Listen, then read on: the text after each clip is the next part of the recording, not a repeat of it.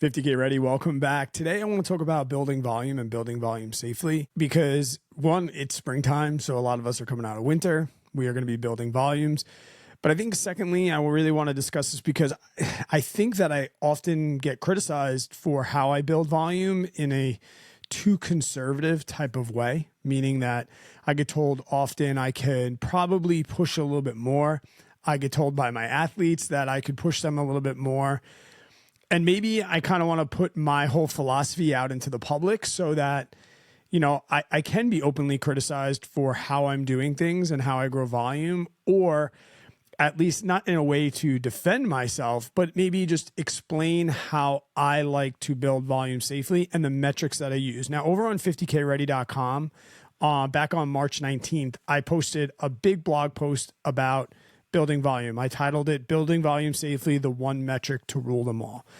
So I kind of want to just maybe recap that article and talk about why I believe the certain things I do. So if you are building volume, if you are coming out of winter, if you are, more importantly, I think that, this is so important, when coming off an injury where you used to have a lot of volume, which was kind of a situation for me, these are all going to be things to consider if you're going to self-coach or if you are going to build up into a coaching block or something like that.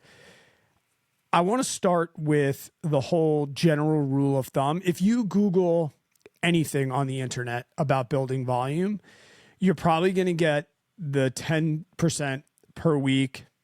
Okay. And I frankly don't have any problem with that. So that would kind of be a 30% increase per month, right? Because I think it's also safe to say that we really shouldn't be building any sort of volume for more than 3 weeks in a row if you want to try and avoid injury, especially early on.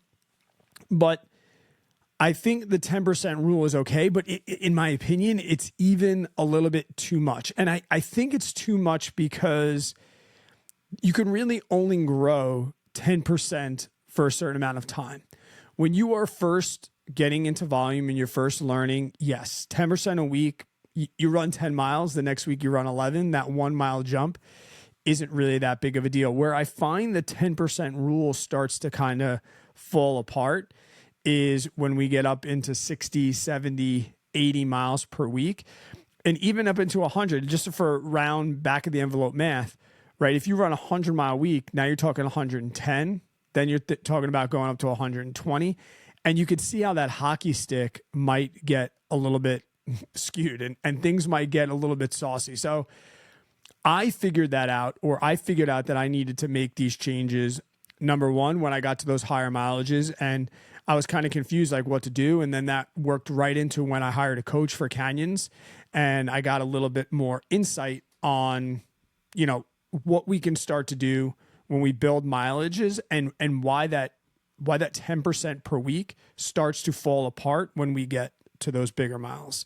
I think about it more in terms of like this one metric to rule them all. Before we think about any of building mileage, you have to kind of assess where you're at. And this is all speaking from experience, guys. These are all mistakes that I've made. Right. I'm not telling you this because I'm criticizing somebody else. These are all things that I've learned. And one thing I've learned is that there are certain steps that you need to take before you ever start worrying about building volume or getting a more structured plan. I think early on, we should be building to a certain level of consistency. And I'm talking consistency over like 6 to 8 weeks. We can all come into the New Year's, new year, new me, and most of us can be consistent for 3-4 weeks. Most of us can do a 1-month challenge, run every day, get a mile streak going. But I think you really can't call yourself consistent until we get to those 8 weeks. And after that 8 weeks of consistency, then we can kind of start to think, how are we going to build volume? And how are we going to keep ourselves safe? If you really want to avoid injuries, right, and the common ones, plantar fasciitis, shin splints, our knee, tendonitis in the knees, you have to build consistently. And if you want to be a runner, maybe from I would say the marathon distance into ultras, that's going to require you to pretty much be training 5 days a week, right? And up to the 100-mile distance, probably 6, possibly 7 days a week. I'm not a fan of training every day. I like a rest day, both mentally, physically, and emotionally. But really, the half marathon, okay, 4 times a week, 3 rest days, maybe some cross training.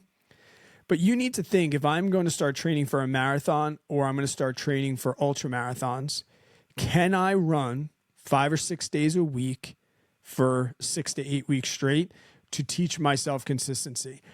That should be like your quote, building volume, like first step. You should, and maybe you're not running at all. Okay, maybe you run occasionally, 3 to 5 miles a week, you exercise, you're on the treadmill. I think if you can get to yourself to like 1 mile, 5 days a week, then you can start to think about building mileage. And many times I get kickback and people say to me, Brad, 1 mile, 5 times a week, that's not hard. Well, then do it. Then do it. Do it for 8 weeks. I promise you, if you run a mile 5 times a week for 8 weeks, okay. And then we can start to think about maybe a mile and a half, mile 2. Like, don't even think about the steps down the road. We talk a lot about this in business, where people are afraid to start a business because they're so concerned with steps 8, 9, and 10 that they forget steps even 1 through 3. And I see this translated over to the running community just as often, right? People are thinking ahead to those bigger people, myself included. When I looked at my first 100 training block and I was running 35, 40 miles a week and I looked at 90, I was like, how the hell is that even going to be possible? But what I failed to realize was that was going to be 90 over 20 weeks of building. So before I get into like the metrics that I use and maybe software that you might want to be thinking about, let's first get you to consistently running for 2 months or so. And let's get you to a place where you know that you can run 14 to 18 miles pretty consistently. And then you can start to think about the metrics that I'm going to talk about here in a second and building those safely. You don't need to worry about math. You don't need to worry about heart rate. You don't need to worry about pace until you are running 15 miles a week consistently, in my opinion. Call me a donkey, call me whatever you want. But until that point, that's what you're working on. Step 1, can I run 15 miles a week consistently over the course of 6 to 8 weeks? Then we can start thinking about things like mileage, vert, time, and the other metric that I'm going to bring up in this podcast. Sorry for the pauses here. I am thirsty today. First, let's talk mileage, building mileage. And I bring up mileage first because, I think that's what most of us can relate to. And frankly, that's what we can kind of brag to our friends about. You go out and tell your friends like, I ran 11 hours this week. They're going to be like, they'll try and do some math, but they immediately want that converted over to miles. Wherever you say to your friends, I run 50 miles a week, they're going to be like, that is freaking crazy. If you don't want to do any math or any math at all, I think, sure, go with the 10%. Take your mileage, multiply by 1.1, and then run that. Do that for 3 weeks, and then pull back 20 to 30%. That's fine. I don't like just building mileage for a couple of reasons. One, you can't use it in other sports. So I first learned about the metric of TSS, which is what we're going to get to at the end of this episode, when I was training for triathlon. And we couldn't use mileage in the pool, or we couldn't convert running miles to biking miles. So when you just build, quote, mileage, there are so many other stresses that we're going to put on our body that we're not factoring in for. Simple things like cross training. Like, what if you are running and then you ride the bike? That's going to add a stimulus. I never realized how much the sauna was adding a stimulus and how much stress it was bringing to my body when I first started getting into the sauna. Weight training. There's so many things that if you just focus on mileage, you can find injury. I've talked to athletes number of times that say to me, hey, Brad, like, I'm not running that much, but like, I I feel like I have shin splints, or I feel like my ankles are sore. And I'm like, well, are you just running? And they're like, no, I'm on the stair climber. I'm on the elliptical. I'm riding the bike. I'm playing pickleball. I'm playing basketball 4 times a week with my friends. And I'm like, okay, well, you're just looking at your running where your body is taking on the stimulus of so many other things. That's why I personally hate just tracking mileage. Another thing, and I actually spoke to my buddy Ryan about this yesterday, because like I said, these are mistakes that I make. Mileage is not created equal. Okay? You can't take a mile on the track and talk about that stimulus on the body and then talk about mileage on technical downhill terrain in the mud. They're not equal. And you are inherently going to go slower. And what I was talking with Ryan about yesterday was, I think 2 weeks ago, I had a 48-mile week, almost a 50-mile week. And last week I had 38. And I said, Ryan, I'm like really bummed about last week's training. I was like, I'm getting in my own head. Like, what's going on? He's like, what are you bummed about? And I'm like, I'm kind of bummed about the mileage. And he's like, the first thing he said to me was, well, how much time did you have?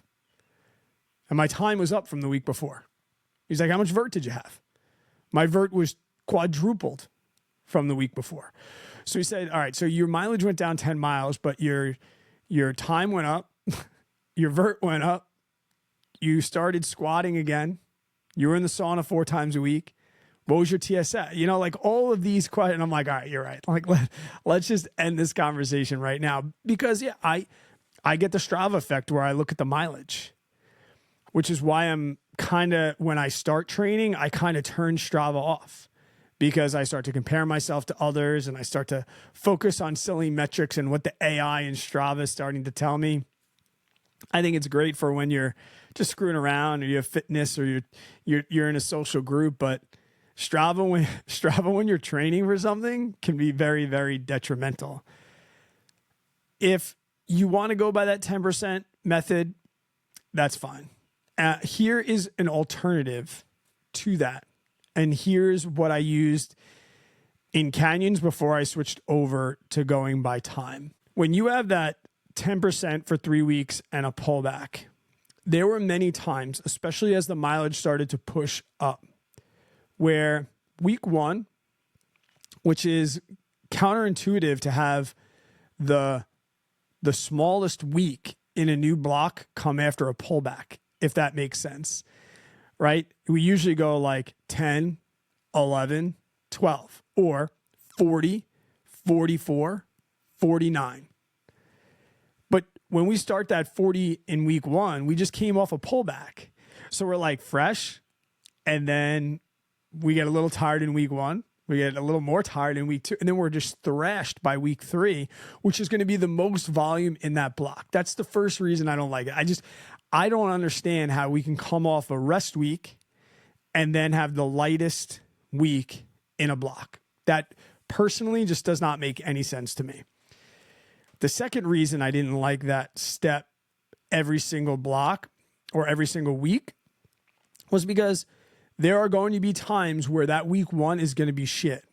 Whether you're busy, you're sick, you just don't feel good, it rained the whole week, you're struggling at work, there's things that are going to come up in that week 1 that are going to make week 1 very, very difficult to get through. So you have your week 1, say 40 miles. Then you get by it by the skin of your teeth. You make it happen. You're committed. You got a coach. You don't want to let them down. You get through.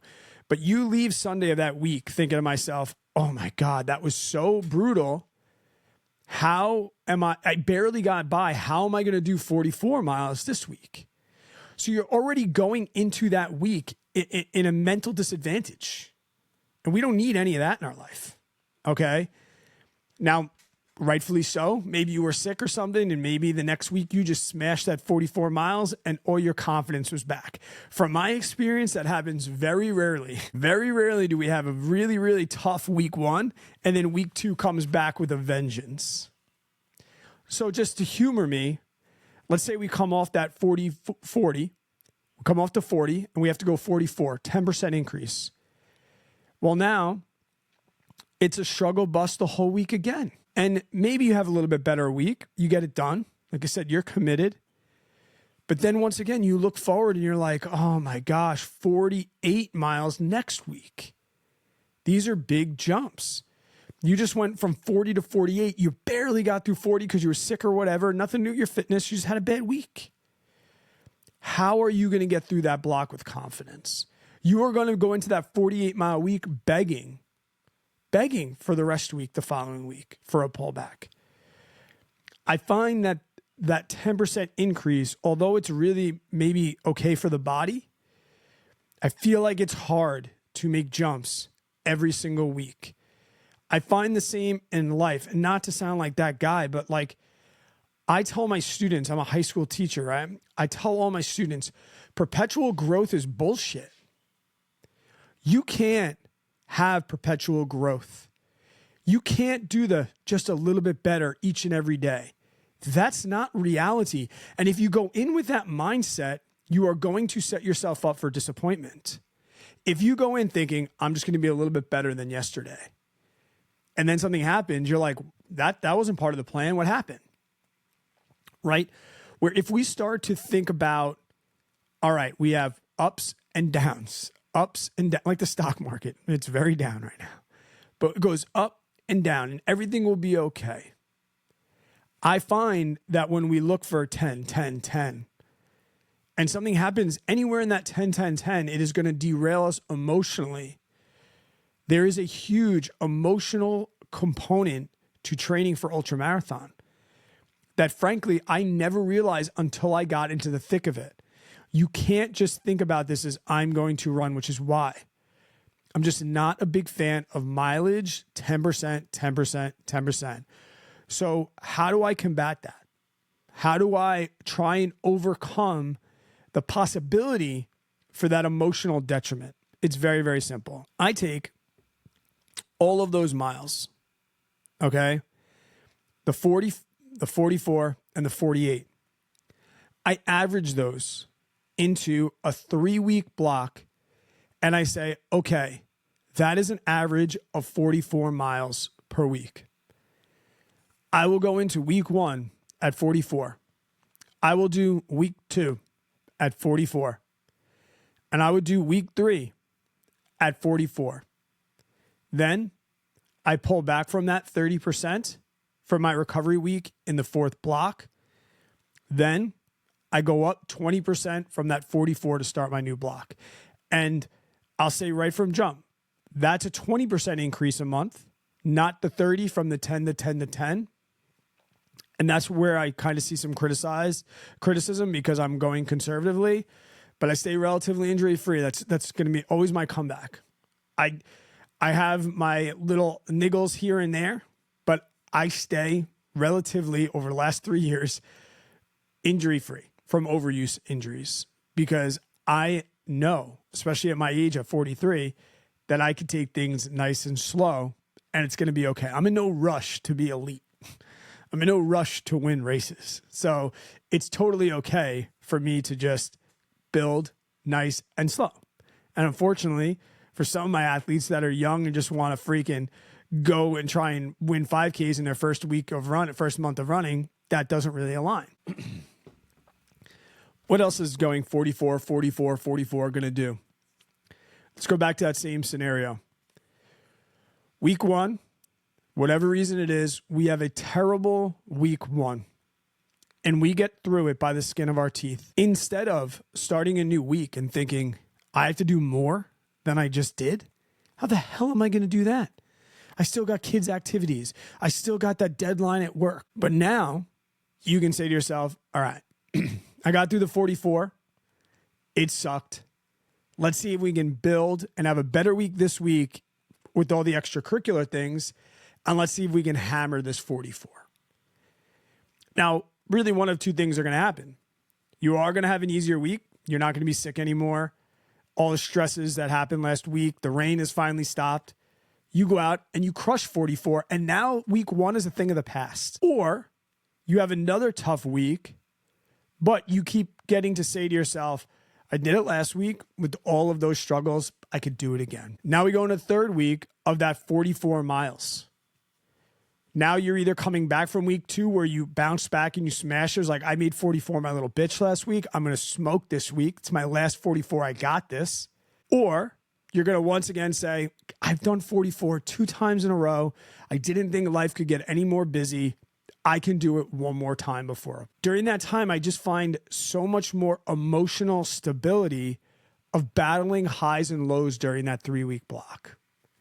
Just from personal experience. And like I said, I don't build by mileage anymore, but I know some people just, they got to do it. So just try it.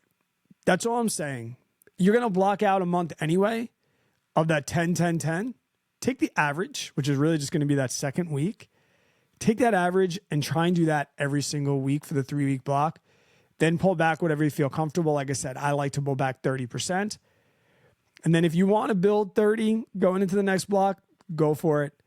From my personal experience, I just like to go up by 20% when I find that.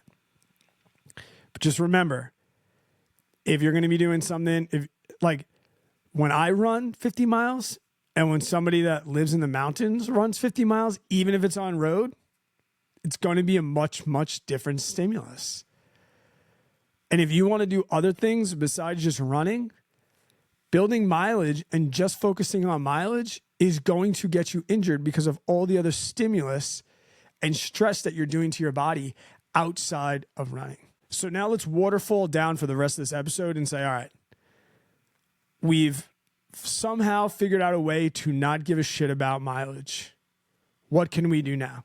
What would be the next easiest conversion? And that next easiest conversion is building by time. Time is wonderful. I think in that blog post I started with, time is beautiful. It is a relief if you have been struggling to build mileage or you're stressed about how much mileage you have. Time allows for so many other things to be incorporated into your training and you still figure out what that stimulus is. If you wear a heart rate monitor and your heart rate monitor measures some of your stress, and that's what you use to measure your stress load. When you wear your heart rate monitor when you run, your heart is going to give you data. When you wear a heart rate monitor and you're lifting, that heart is going to give you data.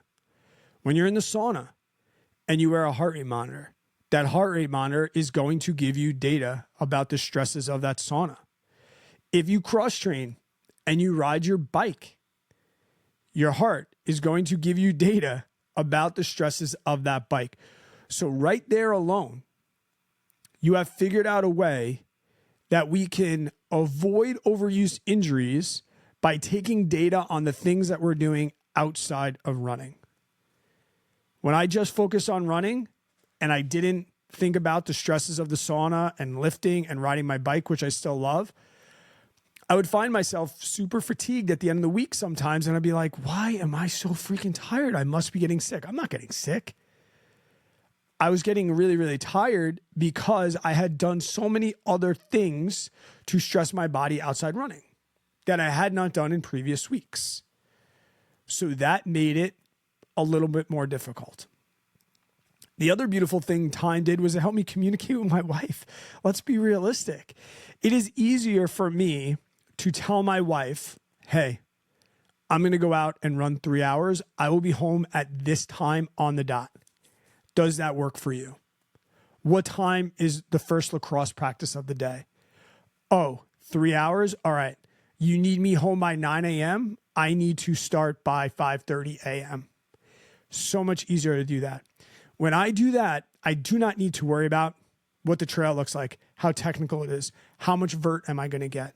Is it raining? I don't need to worry about any of those things. I just say, hey, I am leaving the house at this time. I will be back in the door at this time. Maybe not the best for training, but training is way more than just volume, especially as you get older and have kids. I joke all the time that parents should have their own division inside races. And I also tend to criticize sometimes where like you see these young influencers in their 20s. Yeah, enjoy that, bro. I'm happy for you, but just wait. Like we're seeing that transition with Nick Bear now with having kids. It's a big, big change. So to avoid stresses of what's going on with the wife, it's just so much easier to say, hey, I'm going to go hit 30 minutes quick. I'll be right back. You know, and especially if you have a spouse that doesn't run. I mean, I can say to my wife, I'm going to go run a 5K. She knows it's going to take me about 25 minutes and I'll be back. But if you don't have a spouse that runs or knows your fitness and you say, I'm going to go run 10 miles, shit, that could be 50 minutes to her. That could be 4 hours to her. She has no idea. But if you say, hey, I'm going to go run for 70 minutes, I'll be right back. That's a big, big saver of stress in the relationship. And when people say like, you're so lucky that your wife runs, I'm like, it's not even that I'm lucky she runs. I'm just lucky that we communicate well, and using time for training is just an awesome way to do so. That's another reason why I love time. As I briefly mentioned, another great thing about time is we can incorporate training into different types of terrain. If you're training for a road marathon, okay, the roads in your neighborhood, you're pretty much going to run the same pace all the time. But I'll tell you this, when I jump from road into trail, like I'll give you a great example. Yesterday, I went for a 3-hour run. Okay.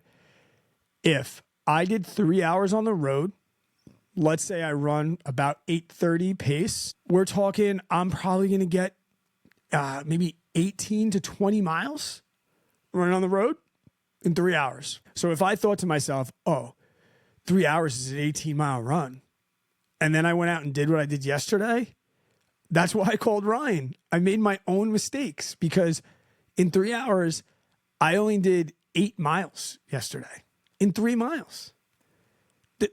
If you look at that on paper, that's ridiculous. But when I know the trail is super technical, zero running ability, like very technical, a little bit wet. I was getting about 500 feet per mile, which for me is a ton. So I couldn't go by, if I would have said, all right, I need to run 18 miles today, I would have been in there all day. And I would have been shot, legs smoked, crushed. See you later. Have a good day. It's harder because you can't flex to your friends, right? I even was talking with people yesterday, well-respected people in this community, and I find myself defending myself about, how far did you run today? 8 miles, but I did a lot of vert. Or like 8 miles, but it was 3 hours, you know, where it's just simple as like, I went out for 3 hours and I got 3 hours of stimulus in. That's really all that matters. I got 3 hours in. 3 hours hard stimulus. And when I got back, my heart rate was like, okay, you're good to go, bud. Now, before I move on, I will say one thing. Can you only go by time and disregard mileage? No, you can't. Because if you're going to do something like a 50 or 100 miler, yeah, you do need to face the fact that you are going to be out there for 50 to 100 miles. Regardless of the time you think that's going to take you. But that's where we have training races. That's where we have every once in a while, as we get into more specificity, we can go out for longer days. We could find terrain that matches the terrain of the course and the race that you're going to be doing. I'm not saying you never need to think about mileage. But what I'm saying is that if you think about time, the mileage piece will come along with it. You will see and actually have a better expectation of your race performance if you focus more on time in training than you do just mileage. I just beg you to try mileage. And I started with the one metric to rule them all, and you're like, Brad, you're telling me to do time before you even get to the golden metric. I'm telling you to do time because it's easy. You don't need a GPS watch. You don't really need any watch. You run by a bank. They always have the clock up there. So you don't need all this fancy equipment. You don't need a heart rate monitor. You can just go out and just set a timer. Or if you don't want to wear a watch, tell your wife or your husband, call me in an hour and tell me to come home. It's just simple. And that's why I'm bringing it up before I bring up the one metric that rules them all. Okay? So in building time, we can do the same thing as I talked about in building mileage. Do the same thing. You can either do your 10% rule, or you can find a way to do what I did, where you have your average amount of time you want to spend over a 3-week block. Do that and then build it at 20%. The builds are going to be the same. It's just the metric that we're going to be using that is going to change, per se, from mileage over to time. Okay, the way you build it, that's going to be fine. But I think we have these general rules. Don't build more than 3 weeks at a time. Just don't do it. You can just, maybe I shouldn't be telling you what to do. I highly recommend that you don't build 3 weeks in a row. If you need to, because of your schedule, like I need to put in 4 weeks and I'm going on holiday, so I'm going to take a week off out in the 5th week. Okay, whatever. Or if you're getting to the end of the 3rd week and you're like, that was dumb, like I haven't done anything, like I'm as fresh as a daisy, well, then maybe we need to just maybe make a bigger jump going into the next block. I would still say, let's take a pullback, but then maybe instead of a 20% increase on the next block, you're going to go up to 30%, if that makes sense. But good luck bragging to your friends about all the time you ran. They're not going to get it. But then again, if you're in it for like flexing on your friends or flexing on social media, as a guy that has social media presence, like I get it, but no, don't do that. Just do you, which is another great thing about having a coach, because the amount of times that Mike McKnight, when I was coaching, was like, Brad, stop doing things for Instagram. And he got me really, really fit moving into Canyons last year, which, oh man, Canyons is almost 1 year anniversary of Canyons. I don't know when this is going to come out. This should come out while the Monster's going on. So if you're in the Monster right now and you're listening to this, I'm watching you, cheering for you. Sick Savage will come out on Monday, so they'll be like 3 days in. T-Spike, come on, buddy. It's day 3. Let's get some of this. Go get some of this Chad with 2 Ds. Go crush. Let's go. The next thing that we focus on building is vert. And as somebody that lives on Long Island where it's super flat, not something I ever thought about needing to, quote, build. When I went into Canyons, the build wasn't really enough vert, where I feel like the vert could have injured me in a way. But now, as I think about UTMB, the vert is kind of new to me and building vert. But I always just thought, like, go out and just get mileage in, get vert in, and get time in. And I just kind of let vert be one of the things that just came along with everything else. I bring vert into this episode because there's another thing that I never factored in when I was growing vert for Canyons and anytime I've ever been building vert in, which was a mistake. I always disregarded the net descent. When I went into Canyons, I believe had about 18,000 feet of ascent climbing, and it had about 20 to 22,000 feet of descending. Now on paper, or before I really knew my ass from my elbow, I'm like, net downhill, dope. This should, quote, be a fast course. Yeah, I get to go up 18,000, but I get to go down 20. I'll tell you, by mile 80, I was begging, and there was probably even some tears, that I wanted to go up. I did not want to go down anymore. Your downhill, depending on your course, can be, I mean, for Devil's Thumb in the Canyons course, my downhill was, I think, slower than my uphill. It was muddy, it was slippery, it was single track, it was technical. I couldn't just put my head down and grind like I did on the uphill. I also only trained my vert on the treadmill and never worked on that downhill eccentric stimulus on my quads. My quads blew out. I did not want to take even a 12-inch step down off a rock. Just bending my leg a little bit and putting a little bit of eccentric load on my quads by the end of the race was awful. Did they burn on the uphills? Yeah. Did it make my lungs burn? Yeah. But oh my God. Every time we came around a bend and I saw a little bit of an up, I was like, yes. And if you know the Canyons course, the last 3 miles is pretty much up. After you go over no hands, you're like, oh my God, I'm 2 miles from the finish. Let's go. And you don't realize you're going up for 2 miles. Although it was slow, it was a welcomed surprise. It was glorious because I did not have to worry about my legs like hurting. They burned from going up, but I could just lean into my poles a little bit and help me out. Where if it was 3 miles of downhill, I probably would have finished an hour later than I did. So as I just mentioned, we can grow just like time. You can use the 10%. You can use the average of vert. But all I ask is that you really, really consider the downhill. And for somebody like me who doesn't really have a lot of downhill stimulus, and I have to use the tread and the stair climber a lot, you can Google on many different eccentric strength exercises for those quads. I personally like step downs, eccentric step downs, but you have to start them slow. Especially if you're a flatlander like me and you've never done eccentric load, you have to start slow. It shouldn't burn that much in the beginning because you can go too far with that too fast, I promise you. Even just 2 times a week of like 10 minutes working on eccentric load will go a long way. Finding that road in your town or that bridge overpass that has a little bit of a down, even if it's 3 or 4%, and running down that every once in a while for a little bit to work on that eccentric load, you've heard it.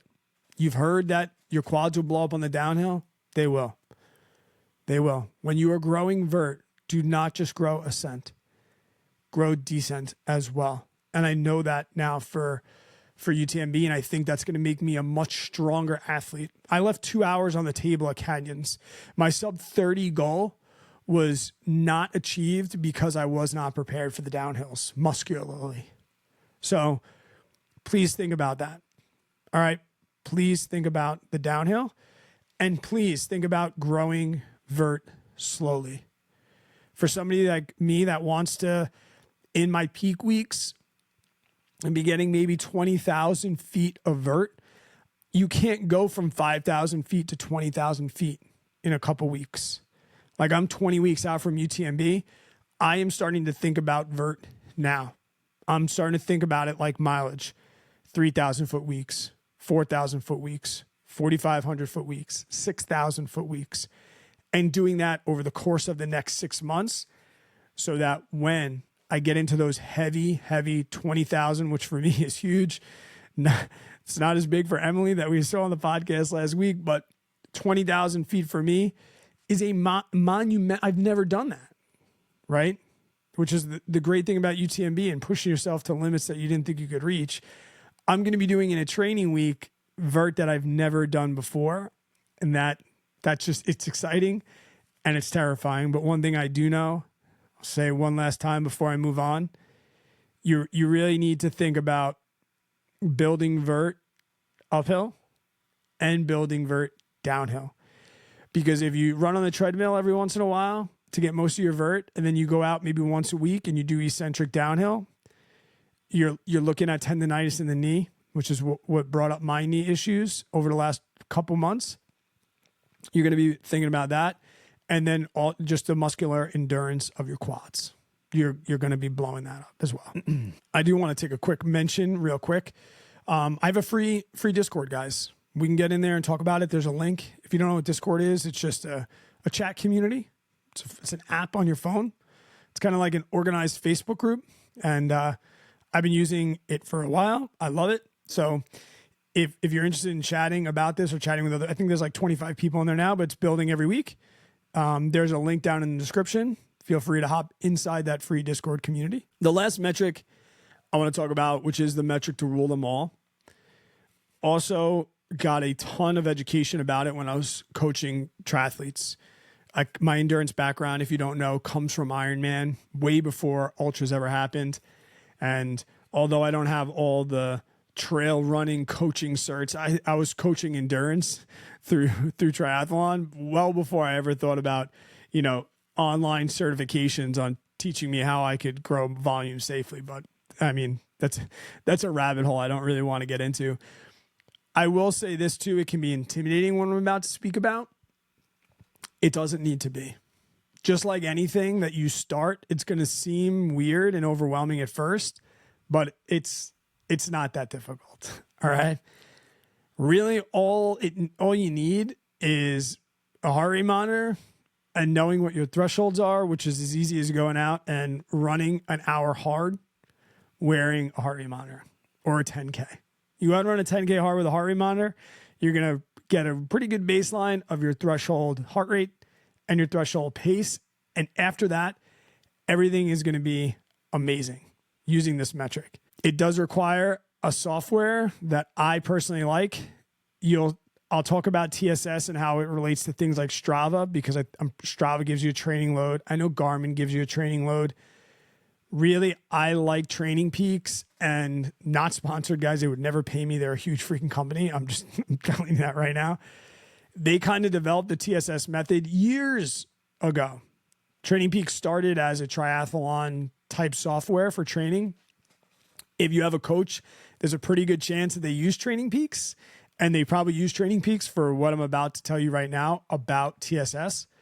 But it's a free app that I highly recommend, that I use. It's what I put my screenshots on Instagram, and then everyone DMs me, what app is that?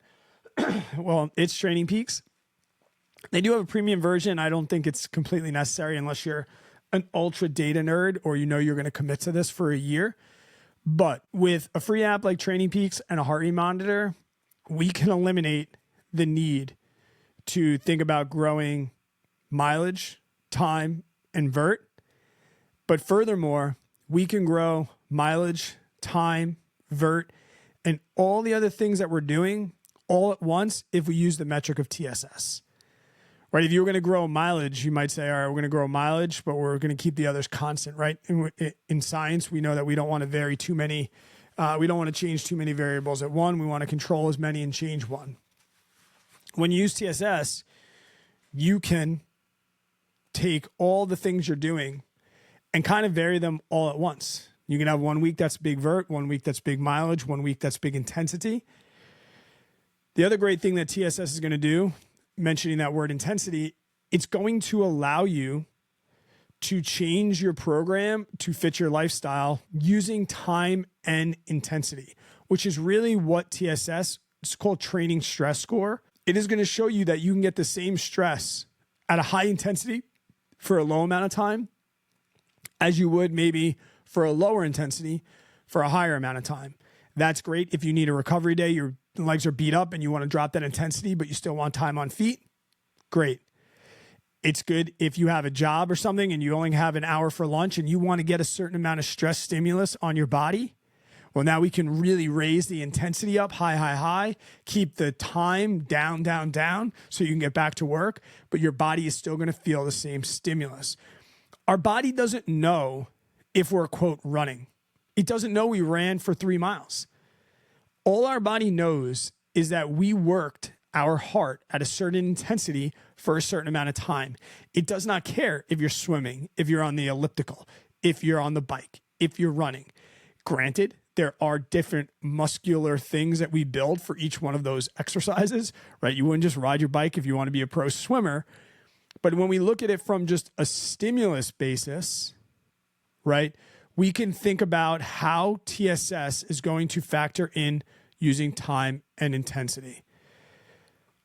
I only, at this point in my very, very short 3-year ultramarathon career, use TSS, which I only recently started doing, which is asinine, because when I was training for Ironmans, that's the only metric I had open on my Training Peaks. I didn't really even look at because I'm swimming X amount of meters every week. It didn't matter how many miles per se I was running. It was always the combination of stresses of my strength, swim, bike, run, and what that was painting a picture as for the whole entire week. I think when I just got down to, quote, just running and some strength here and there, I was like, I don't need to worry about TSS because I'm just running, so I only need to worry about running metrics. But then as things got weird and I started incorporating vert and technical trail and cross training and the sauna and cold plunge and things like that, I'm like, well, I essentially am a freaking multi-sport athlete again. So I need to go back to looking at a metric that I can factor all of these different multi-sports that I'm doing into one number And then all I need to do is grow that one number. If I raise my vert and keep everything consistent, that number's going to go up. If I raise my intensity, right, that number is going to go up. Because let's say you say, all right, I say to an athlete, go out and run 10 miles this week at a low intensity. Or I say to them, go out and run 10 miles sprinting on a track, right? It's 10 miles. Their volume is only 10 miles, but you know that the stimulus on the body is going to be way different. So now I can look at one number. I can change intensity and one number changes. I can look at vert. Now, what's the vert going to do? It's going to raise my heart rate, raise that stress. Okay, it doesn't know I'm climbing. It just knows I'm working harder. So now I can raise vert and I can get that one number to change. And if I change my intensity and my vert, that number is going to change by even more. So that's kind of what happened this week when I'm talking to Ryan. I'm like, dude, I only ran 38 miles this week. How the hell is my TSS score so high? He's like, dude, you squatted. You were in the sauna a couple times a week. You had pretty much a 14-mile time trial. Like, your stimulus was super high. And I'm like, okay, good. Because my legs feel pretty thrashed and my TSS score is pretty good, but my metrics or my volume doesn't look that high. All I look at is time and intensity, which factors into TSS. Now, how do you calculate TSS? You don't. You let Training Peaks do it for you for free. Or a very pretty affordable premium version if you really want to look at it. You don't calculate it. Now, for it to calculate correctly, you need to, like I said, know your thresholds, which back of the envelope to start, you're going to just use your 10K pace and 10K heart rate. And then Training Peaks, when you achieve new thresholds, it's going to adjust everything for you and set your zones for you. It's going to say, hey, we detected a new threshold. Are you good with this threshold? And you're like, yeah. And then boom, it's going to change all of your zones and all of your metrics. And that is going to change your TSS at the end of the week. So it also factors into you getting fitter. That TSS volume and how your body handles stress and absorbs stress is going to change over time as your thresholds change. And it's also going to work in reverse. When you come out of winter, right, and you say, okay, I'm going to go out there and do a 10K test because I know I lost fitness over winter, or I'm coming off an injury, so I know that I need to go out there and test again and see how much fitness I lost during that injury. Now all your zones change.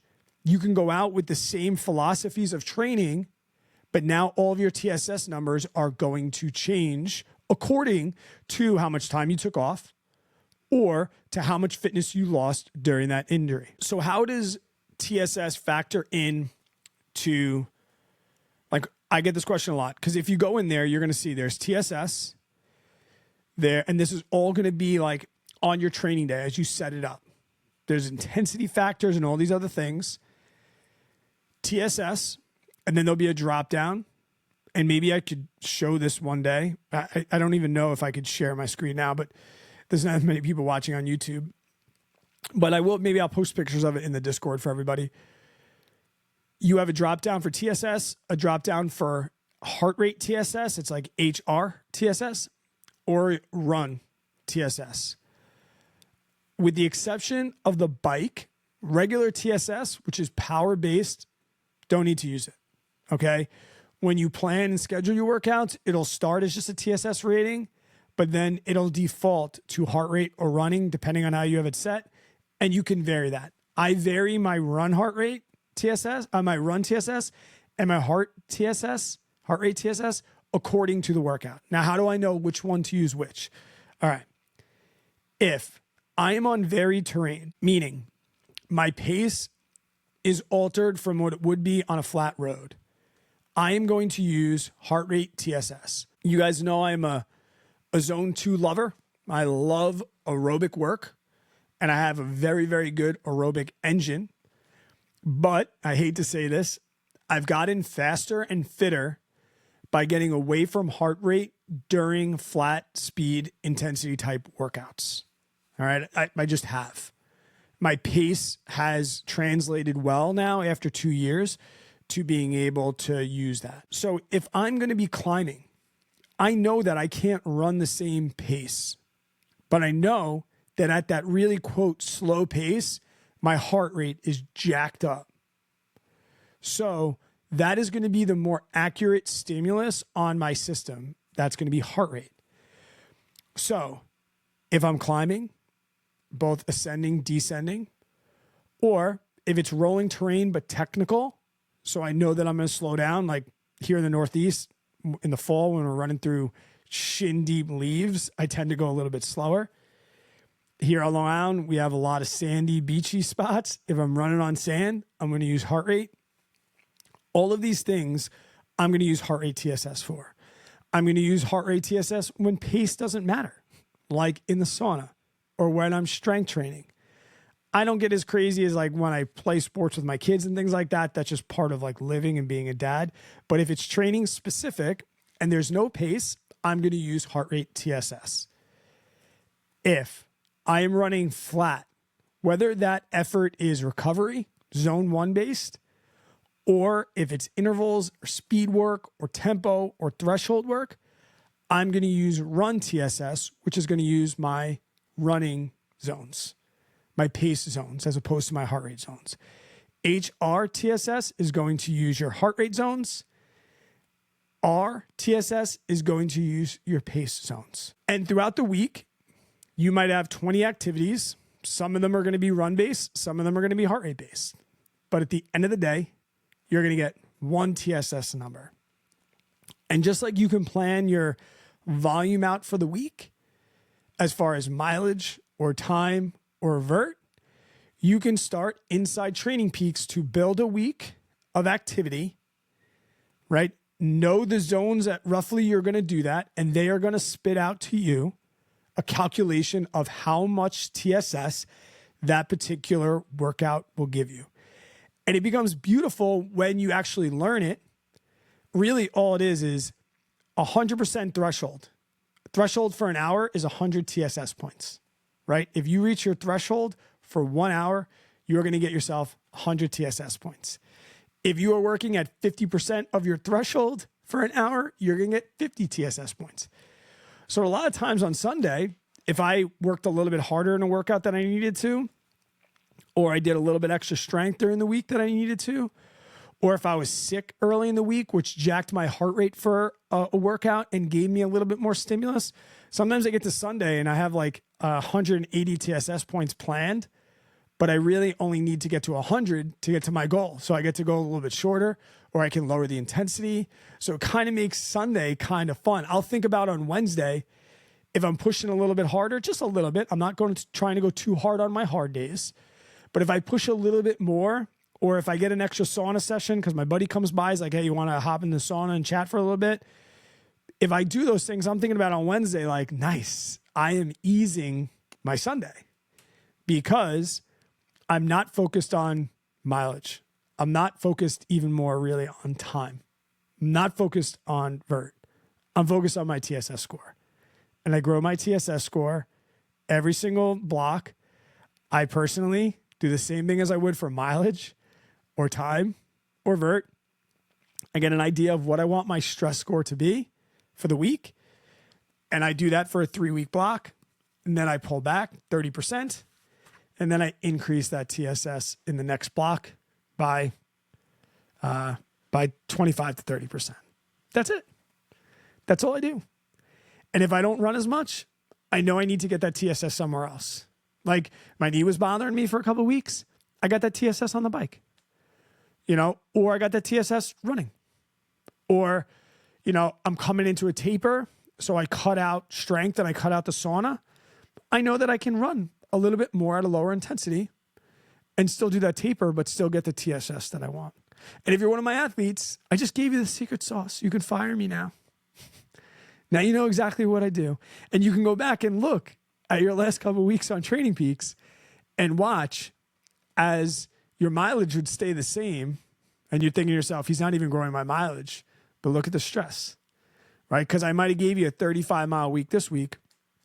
And I might have given you a 35-mile week the next week where you thought we were going to go up. But in that second 35-mile week, we had 2 speed workouts instead of 1. Or in that second 35-mile week, we had a strength workout added in. Or in that second 35-mile week, I asked you to get 5,000 feet. So what that did is on paper, it looked like we just did 2 back-to-back 35-mile weeks. But if you look at your TSS score for the week, you might have went up from 300 to 370 or 350. All right? So please, just try. Just think about it. And I think if you're going to get anything out of the episode, it's for the love of training for ultras, stop looking at mileage. Just stop looking at mileage.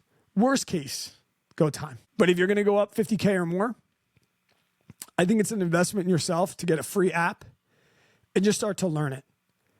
And if you're doing a marathon, get the free app and learn it so that when you do want to build to 50, 100 milers, you kind of know what's going on already. You know. I'm at the point now where I can go out and run and know exactly plus or minus 5 points what my TSS is going to be for the day. That's a great place to be. It makes training a lot easier. All right? Hope this episode helped. I will also link the full article on 50kready.com. You can go look for it now if you don't want to just click the link in the description, 50kready.com/training blog/building volume safely. All right, guys. Thanks so much. I appreciate you guys listening to the podcast. I hope that I can see you inside the free Discord server. If you're listening to this on audio, if you could just give a review, that helps push it to the top of the search engines. If you're listening on YouTube, consider subscribing, hit that like button. I do really appreciate it. But the number one thing you could do to help grow this podcast is to tell a friend about it and let them know that you found something interesting and maybe they might want to listen to me talk. That would help as well. All right, guys, take it easy. I'll catch you next week.